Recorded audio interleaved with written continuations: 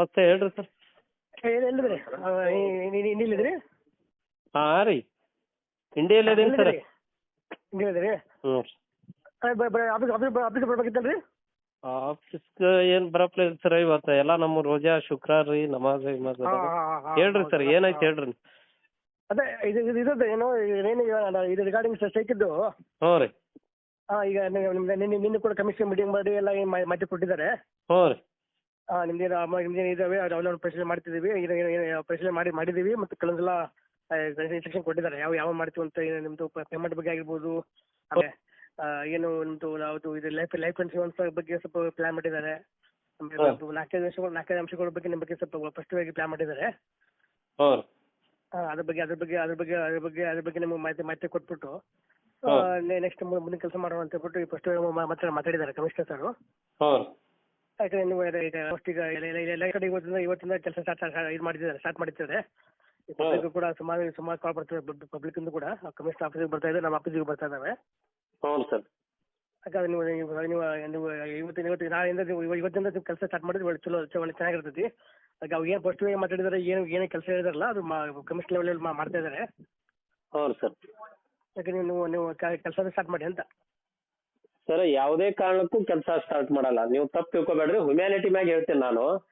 ನಮ್ಮ ಜೀವನ 5,00,000 ರೂಪಾಯಿ ಒಳಗೆ ನಡೆಯಂಗಿಲ್ಲ. ಒಂದ್ ನಿಮಿಷ ಸರ್, ನಾನ್ ಮಾತಾಡತನ ವೇಟ್ ಮಾಡ್ರಿ. 5,00,000 ಒಳಗೆ ನಮ್ಮ ಜೀವನ ನಡೆಯಂಗಿಲ್ಲ ಸರ್. ನಾವು ಸಮಾನ ಕೆಲ್ಸಕ್ಕೆ ಸಮಾನ ವೇತನ ಅಜೆಂಡಾ ನಾವು ಘೋಷಣೆ ಮಾಡಿದೀವಿ. ಅಷ್ಟಾಗೋ ಮಟ್ಟ ನಾವು ಯಾವುದೇ ಕಾರಣಕ್ಕೂ ನಾವಂತೂ ಕೆಲಸ ಮಾಡಲ್ಲ ಸರ್. ಆಗ್ಬೇಕು. ಹೇಳ್ರಿ ಸರ್. ಕೇಳ್ತಿರಲ್ಲ, ಅದು it is not in the hand of commissioner sir level. ಅದು ಗೌರ್ಮೆಂಟ್ ಲೆವೆಲ್ ಇರ್ತೈತಿ. ಅದು ಗೌರ್ಮೆಂಟ್ ಲೆವೆಲ್ ಮಾಡುವಂತೆ ಅದಕ್ಕೆ ಪ್ರಶ್ನೆ ಮಾಡ್ಕೊಡ್ರಿ ನೀವು. ಅಲ್ಲ, ಆ ಅಂಶ ಬಿಡ್ರಿ, ಅದು ಕಮಿಷನ್ ಲೆವೆಲ್ ಇಲ್ಲ, ನಮ್ಮ ಹತ್ರದಲ್ಲಿ ಕೂಡ ಇಲ್ಲ. ನಾವು ಅದ್ರ ಬಗ್ಗೆ ನೀವು ಮಾತಾಡೋದು ಅದೇನಷ್ಟು ಸರಿ ಅನ್ಸೋದಿಲ್ಲ. ಆ ಒಂದು ಪಾಯಿಂಟ್ ಹೊರತುಪಡಿಸಿ ಮಿಕ್ಕಿದೇನು ಹೇಳಿದಿಲ್ಲ, ಪೇಮೆಂಟ್ ಬಗ್ಗೆ ಆಗಿರ್ಬೋದು, ಒಂದು ಫೀಸ್ ಜಾಸ್ತಿ ಮಾಡೋದಾಗಿರ್ಬೋದು, ಆಮೇಲೆ ನಿಮ್ದು ಇನ್ಶೂರೆನ್ಸ್ ಬಗ್ಗೆ ಆಗಿರ್ಬೋದು ಏನ್ರಿ, ಅದು ಮತ್ತೆ ನಿಮ್ದೆಲ್ಲ ಯಾವ್ದು ಪೇಮೆಂಟ್ ಬಾಕಿ ಇರೋ ನಿಮ್ಮ ಬೇರೆ ಜಿಲ್ಲೆಯಲ್ಲಿ ಅದ್ರ ಬಗ್ಗೆ ಆಗಿರ್ಬೋದು, ಅದ್ರ ಬಗ್ಗೆ ಕಮಿಷನರ್ ತುಂಬಾ ಸ್ಪಷ್ಟವಾಗಿ ಇದು ಮಾಡಿದ್ದಾರೆ, ರೆಸ್ಪಾನ್ಸ್ ಕೊಟ್ಟಿದ್ದಾರೆ. ನಿನ್ನೆ ಕೂಡ ಅದ್ರ ಬಗ್ಗೆ ಒಂದು 10 ನಿಮಿಷ ಮೀಟಿಂಗ್ ಕೂಡ ಮಾಡಿದ್ದಾರೆ. ನಿಮ್ಮ ಬಗ್ಗೆ ಇಲ್ಲ ನಾವು ಕೂಡ ಎಲ್ಲ ಆಲ್ಮೋಸ್ಟ್ ಎಲ್ಲ ಡೀಟೇಲ್ಸ್ ಕೂಡ ನಿಮ್ಮ ಬಗ್ಗೆ ಹೇಳಿದ್ರು. ಏನೋ ಈ ತರ ಇಲ್ಲಿ ಸ್ವಲ್ಪ ಫೀಸ್ ಅಂದ್ರೆ ಜಾಸ್ತಿ ಆಗ್ಬೇಕು ಅವ್ರಿಗೆ, ಇಲ್ಲೂ ಅವ್ರಿಗೆ ಕಷ್ಟ ಆಗುತ್ತೆ. ಅಟ್ಲೀಸ್ಟ್ ಒಂದು 40,000 ಮೇಲೆ ಅದು ಅಮೌಂಟ್ ಬರೋಂಗಾದ್ರೆ ಮಂತ್ಲಿ ಹೌದು ದೇಲ್ ಬಿ ಹ್ಯಾಪಿ ಸರ್ ಅಂತ ಹೇಳ್ಬಿಟ್ಟು ತುಂಬಾ ಎಲ್ಲ ಡೀಟೇಲ್ಸ್ ಕೂಡ ತುಂಬಾ ಸ್ಪಷ್ಟವಾಗಿ ಕಮಿಷನರ್ ಸರ್ಗೆ ರಿಕ್ವೆಸ್ಟ್ ಮಾಡಿದ್ರು. ಕಮಿಷನರ್ ಸರ್ ಕೂಡ ಅದ್ರ ಬಗ್ಗೆ ಕೂಡ ಇಲ್ಲ ಅವ್ರ ಆಂಗಲಲ್ಲಿ ನಿಮ್ಮ ಆಂಗಲಲ್ಲಿ ಕೂಡ ಅವ್ರು ಕೂಡ ಪಾರ್ಟ್ ಆಫ್ ದ ಡಿಪಾರ್ಟ್ಮೆಂಟ್. ಹಾಗಾಗಿ ನಾವು ಅವ್ರ ಬಗ್ಗೆ ಕೂಡ ನಾವು ಸ್ಪಷ್ಟವಾಗಿ ವಿಷಯ ಮಾಡಿದೀವಿ. ಎಲ್ಲ ಸ್ಪಷ್ಟವಾಗಿ ಮಾತಾಡಿದ್ದಾರೆ. ಆಯ್ತು ಸರ್, ನೀವು ಹೇಳ್ತೀರಿ ಸರಿ ಅದ. ಮೊನ್ನೆ ದರ್ಖಾಸ್ತ್ ಕೊಡಿ 80 ರೂಪಾಯಿ ಪೇಮೆಂಟ್ ಆಗ್ಯದ ಸರ್. ಇದು ನಮ್ಮ ಜೀವನ, ನಮ್ಮ ನಾಚಿಕೆ ನಮ್ಗೆ ಆಗಾಗತ್ತೈತಿ ಸರ್. ಇಲ್ಲ 80 ರೂಪಾಯಿ ಸರ್, ಬರೀ 80 ರೂಪಾಯಿ ದರ್ಖಾಸ್ತ್ ಕೊಡಿ ಪೇಮೆಂಟ್ ಆದದ್ದು ಸರ್. ಮೊನ್ನೆ ನಾವು ಕಮಿಷನರ್ಗೆ ತೋರಿಸಿವಿ ಸರ್. ಇದು ನಾವು ಮೊನ್ನೆ ಕಮಿಷನರ್ ಸರ್ಗೆ ತೋರಿಸಿದೀವಿ ನಾವು. ಸರ್ ಒಂದು ನಿಮಿಷ, ನಾವು ದರ್ವೊಂದಕ್ಕೂ ಸರ್ ಒಂದ್ ನಿಮಿಷ, ನಾವು ದರ್ವೊಂದಕ್ಕೂ ನಿಮ್ಗೆ ಸಂಬಳ ಕೇಳ್ಕೊತೇ ನಿಂದಿರ್ಬೇಕಲ್ರಿ. ದರ್ವೊಂದಕ್ಕೂ ಆಗಲ್ಲ ಸರ್. ಸರ್ ಒಂದು ನಿಮಿಷ ಸರ್ ನಾವು ಹೇಳೋದು ಒಂದ್ ಸ್ವಲ್ಪ ಕೇಳಿ. ನಿಮ್ಮ ಕೈಯಲ್ಲಿ ಅಧಿಕಾರ ಇಲ್ಲ ಅಂದ್ರೆ ನೀವು ಗೌರ್ಮೆಂಟ್ಗೆ, ನೀವು ಸರ್ಕಾರಕ್ಕೆ ಕಳಿಸಿ. ಸಮಾನ ಕೆಲಸಕ್ಕೆ ಸಮಾನ ವೇತನ ಆಗುವವರೆಗೆ ಯಾವುದೇ ಕಾರಣಕ್ಕೂ ನಾವು ಕೆಲಸ ಮಾಡಂಗಿಲ್ಲ ಸರ್. ಅಂತ ಪರಿ ಏನು ಅಂತಾರಲ್ಲ, ಅದು ನಮ್ಮ ಜೀವನ ನಾಯಿ ಪಾಡಾಗೈತಿ ಸರ್. ಎಲ್ಲಾ ಕೆಲಸನೂ ಮಾಡ್ತಾ ಇದೀವಿ, ಅದಕ್ಕೆ ತಕ್ಕ ನಮ್ಗೆ ಪೇಮೆಂಟೇ ಬರ್ತಾ ಇಲ್ಲ. ಅಲ್ಲ ಸರ್, 5,000 10,000 ಪೇಮೆಂಟ್ ಬಂದ್ರೆ ಜೀವನ ನಡೀತದೆ ನೀವೇ ಹೇಳ್ರಲ್ಲ.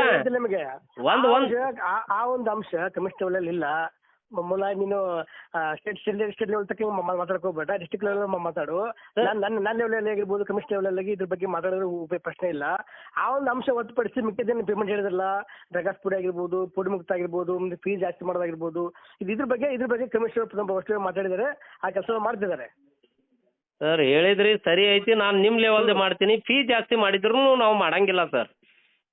ನಾವು ಒಟ್ಟಾರೆ ಕೆಲಸ ಮಾಡಂಗಿಲ್ಲ ಸರ್. ಇಲ್ಲ ನೀವು ಎಲ್ಲ ಇನ್ನೇ ಮೆನ್ಷನ್ ಮಾಡಿಬಿಟ್ಟು ಮಾತಾಡಿ. ಈಗ ಏನೋ ನಿಮ್ದು ಇಂಥ ಅವಶ್ಯಕತೆ ಕೂಡ ನಮ್ಗೆ ಗೊತ್ತಿದೆ, ಅವಶ್ಯಕತೆ ಇದೆ ಅಂತಂದು.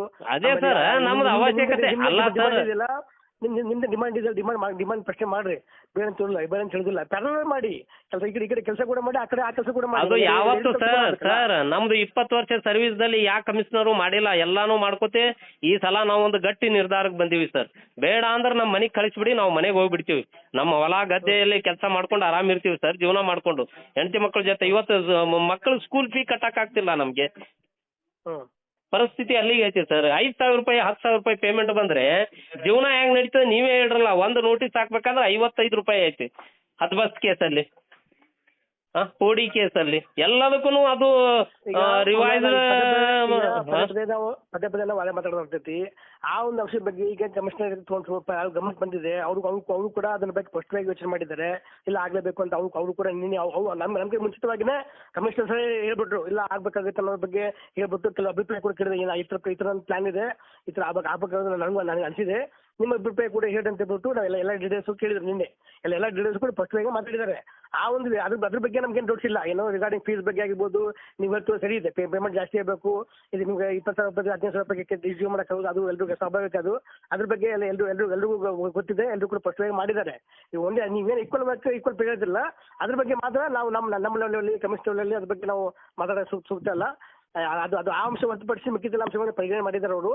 ಹಾಗಾಗಿ ಹೇಳಿದ್ರು ನೀವು ಮಾಡಿ, ನೀವು ಫೈಟ್ ಮಾಡಿ, ಏನು ಪ್ರಶ್ನೆ ಮಾಡ್ಕೊಡ್ರಿ. ಬಟ್ ಪ್ಯಾರಲ್ ಆಗಿ ಪಬ್ಲಿಕ್ ದೃಷ್ಟಿಕೋನದಲ್ಲಿ ಯೋಚನೆ ಮಾಡಬೇಕು.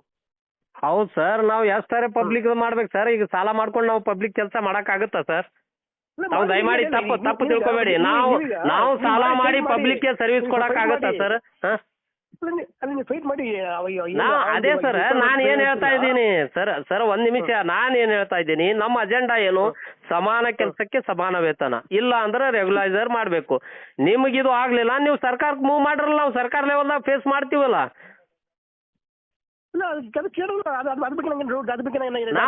ನಾವು ಅಲ್ಲಿವರೆಗೆ ನಾವು ಕೆಲಸನೇ ಮಾಡಂಗಿಲ್ಲಲ್ಲ ಸರ್. ಅದ್ರ ಬಗ್ಗೆ ನೀವು ಅದ್ರ ಬಗ್ಗೆ ಫೈಟ್ ಮಾಡಿ, ಅದ್ರ ಬಗ್ಗೆ ಕೇಳ್ಕೊಡ್ರಿ. ಬಟ್ ನೀವು ಅದು ಅಂಶ ಅದು ಆಗೋವರೆಗೂ ಮಾಡೋದು ಸೂಕ್ತ ಎಲ್ಲ ನಾವು ಹೇಳ್ತಿರೋದು.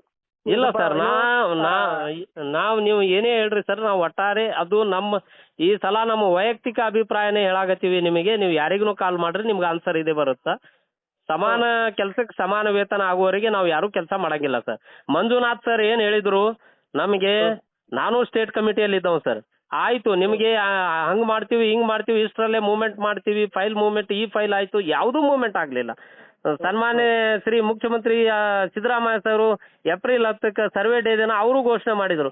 ಯಾವುದೂ ಏನೂ ಇಲ್ಲ ಸರ್. 20 ವರ್ಷದಿಂದ ಹೋರಾಟ ಮಾಡ್ತಿದೀವಿ, ಆಶ್ವಾಸನೆಗಳ ಮೇಲೆ ಒಂದು ವಿಶ್ವಾಸ ಇಟ್ಟು ಕೆಲಸ ಮಾಡ್ಕೊತ ಬಂದೀವಿ. ನಮಗೆ ಸಾಕಷ್ಟು ಮೋಸ ಆಗಿದೆ ಸರ್. ನಾವು ಇನ್ನು ಮುಂದೆ ಯಾವ ಕಾರಣಕ್ಕೂ ನಾವಂತೂ ಕೆಲಸ ಮಾಡಲ್ಲ ಸರ್.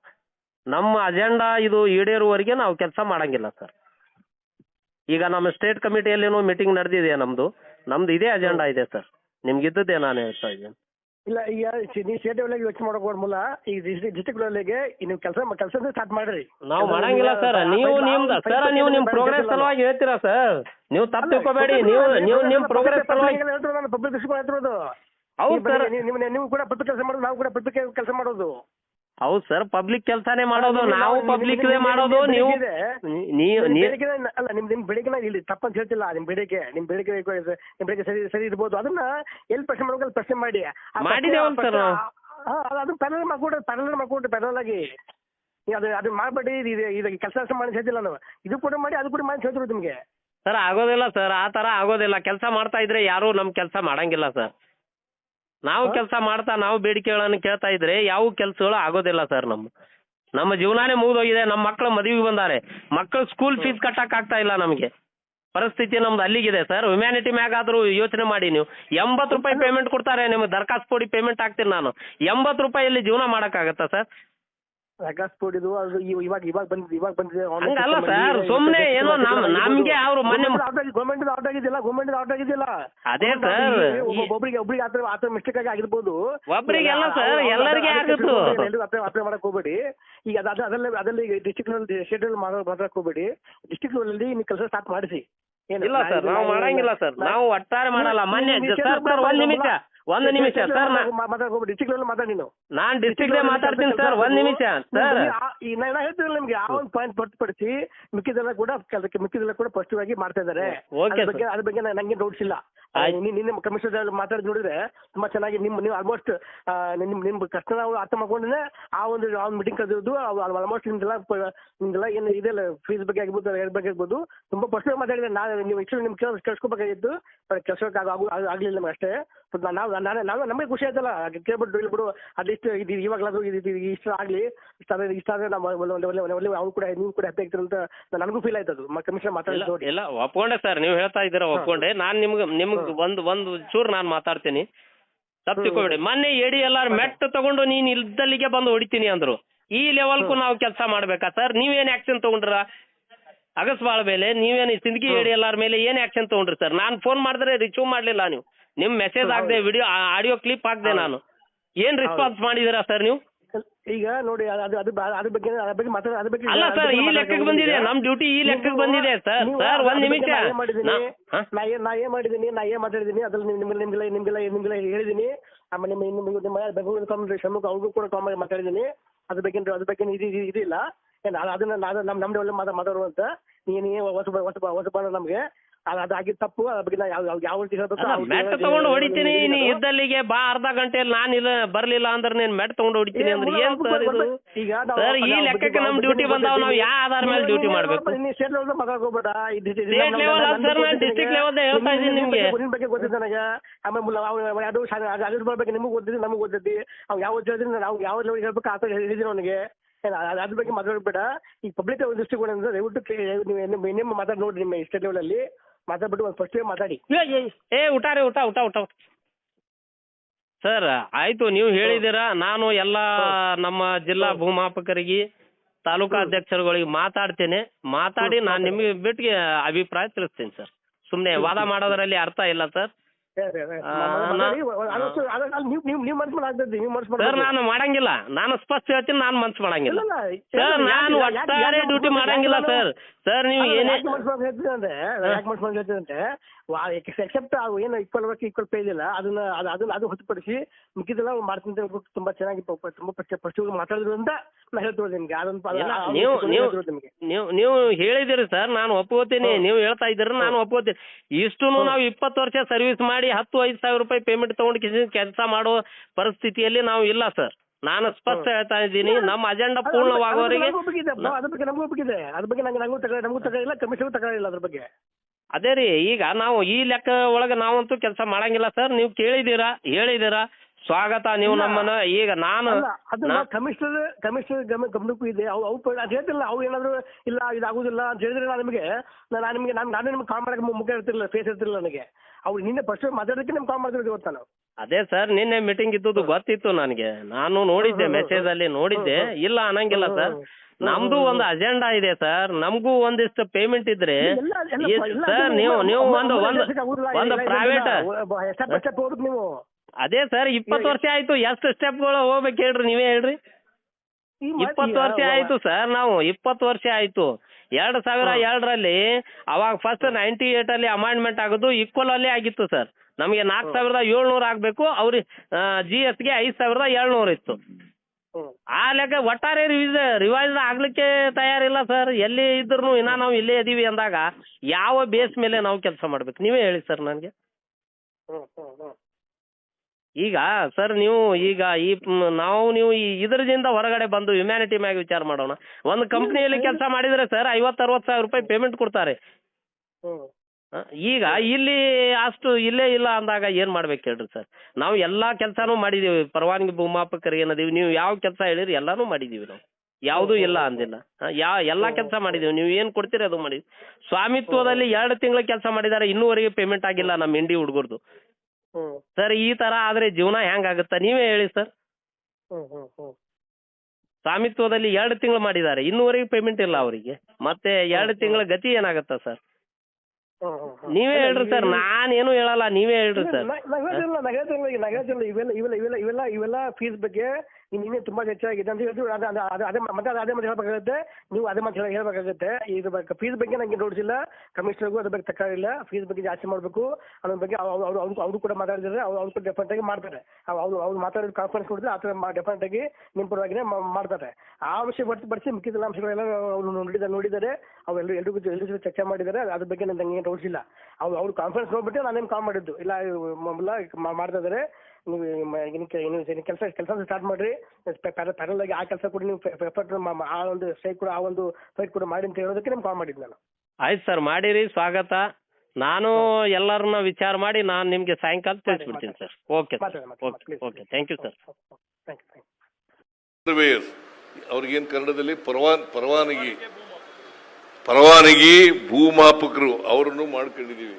ಅವ್ರು ಈಗ ಒಂದು ಮನವಿ ಕೊಟ್ಟರು, ಏನಪ್ಪಾ ಅಂತಂದ್ರೆ ನಮ್ಮನ್ನೆಲ್ಲ ಪರ್ಮನೆಂಟ್ ಮಾಡ್ಬಿಡಿ ಸರ್.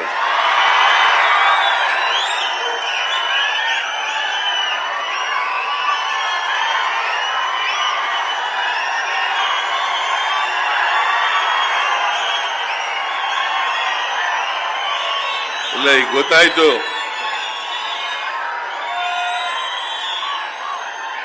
ಇಷ್ಟೊಂದು ಸಿಳ್ಳೆಗಳು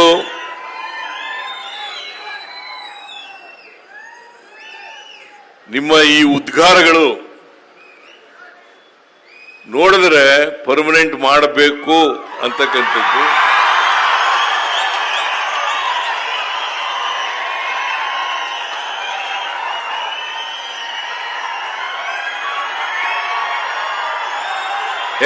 ಆಯ್ತು ಬಿಡಿ, ಆಯ್ತು.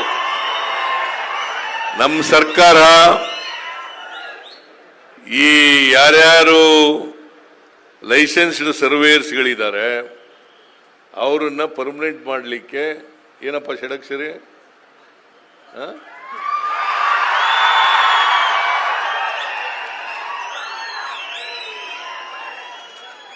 ಗಂಭೀರವಾಗಿ ಚಿಂತನೆ ಮಾಡ್ತೇವೆ.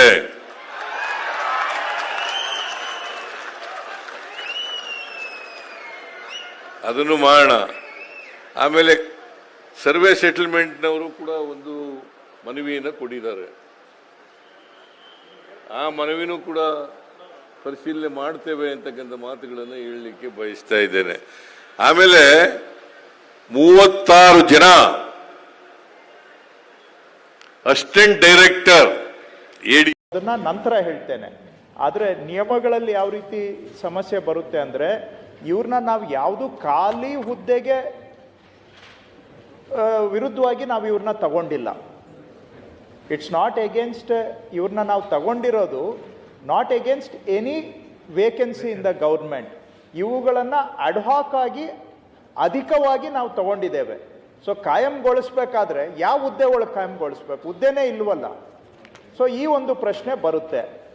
750 ಗೌರ್ಮೆಂಟ್ ಸರ್ವೇಯರ್ ಹುದ್ದೆ ಇದೆ, ಆದರೆ ಅದಕ್ಕೂ ಇದಕ್ಕೂ ಸಂಬಂಧ ಇಲ್ಲ.